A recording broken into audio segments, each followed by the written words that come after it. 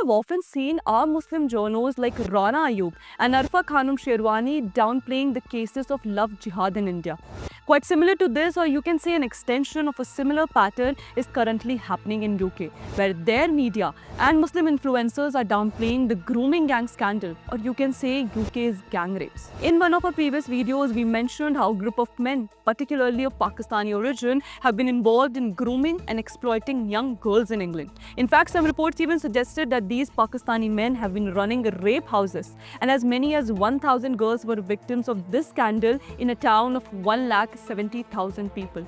But the shocking part of this whole scandal is that no one, literally no one from the Britain mainstream media covered it ever since it happened for the first time in 1980s. And after all these years, when this whole Pakistani gang rape scandal is being reported, the British media and their journals are trying to downplay it.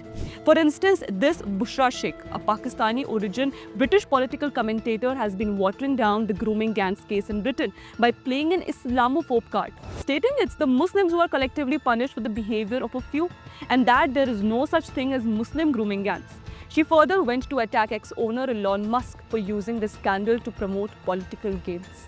Bushra Sheikh is actually known for her anti-Hindu Islamist views. You can read here to see how, instead of highlighting the incidents of grooming gang rape cases in UK, she could be seen attacking India, calling out that I hear Hindus sitting quite high on the list.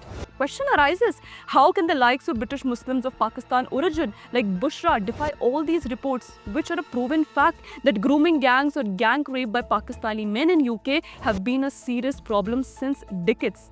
Well, to add on to the list of journals downplaying UK's grooming gangs, we now have Mehdi Hasan, former journalist at Al Jazeera, who later joined the Washington Post. He was also an MSNBC host, but was taken off air owing to his Islamist rants on X. So Hasan thinks that Elon Musk is demonizing Pakistanis in UK just to please the racist far right after being at odds with them over the H-1B issue visa. You see how journals like Hasan are more worried about demonizing Pakistanis than about those thousands of innocent young girls who've been at the receiving end of such horrific act.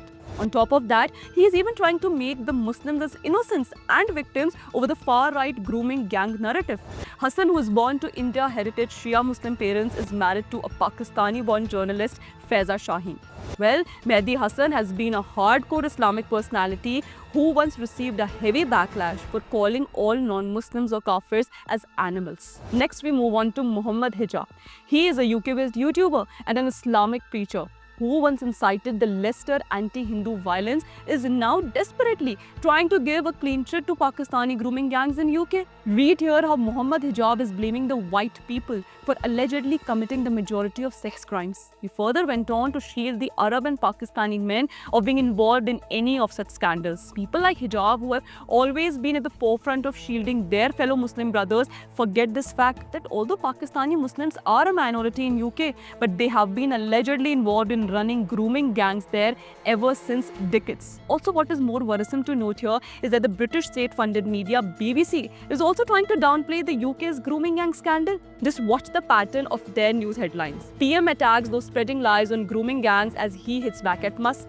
Elon Musk misinformed on grooming gangs, says West Streeting. I mean, nowhere is BBC here trying to acknowledge the parameters of the grooming scandal. Instead, they are trying to water it down by hitting at Elon Musk. Well, in fact, if I quote the report of Matthew James Godwin, a prominent British political scientist, then he has analysed how there was so little coverage of grooming gang cases by British media. For instance, Godwin found that there were only 357 specific mentions of grooming gangs in BBC News and Radio 4 transcripts, while George Floyd's case generated over 7,500 mentions, and Islamophobe garnered over 2,000. Adding on to the list of British media, we have the leftist media portal The Guardian as well, who through its articles have been claiming that there are no grounds for asserting that Muslim or Pakistani heritage men are disproportionately engaged in grooming gang rapes. In fact, it was in 2023 when The Guardian in one of its articles claimed that calling British grooming gangs as British Pakistani is mere dog whistling